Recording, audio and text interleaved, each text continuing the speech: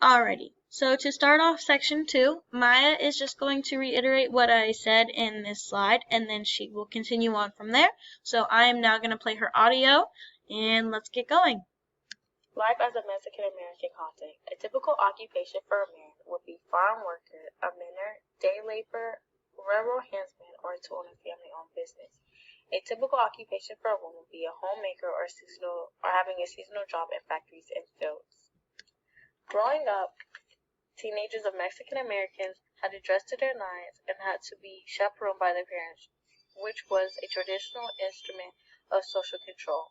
These girls who were unmarried had to be supervised at all times. Women who became married as Mexican Americans were to be at-home wives while their husbands would work, but some girls would have said that their moms had seasonal jobs in farming or fields. Ruby, one of the only women to go to college, worked helping out with her family-owned hardware and furniture store. In the 1900s through 1950s, traditions started to become less important. In the 1920s, this were to become known as bad behavior to Catholics, and it became a big deal not to dance or wear too little clothing or act as if what they called a flapper.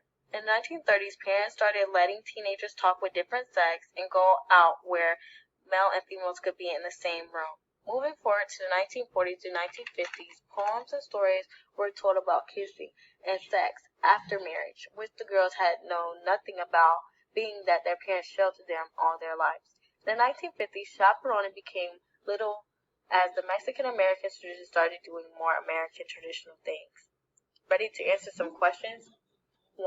Which of the women of the 17 that were interviewed by Ruiz own a family business? 2.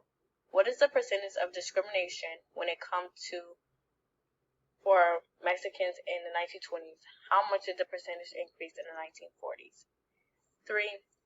Which interviewed cried after getting involved?